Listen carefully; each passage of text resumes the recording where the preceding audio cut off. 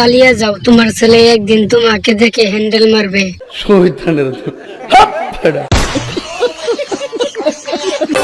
বুকুর জন্য আনছো কি দেখাও আমাকে।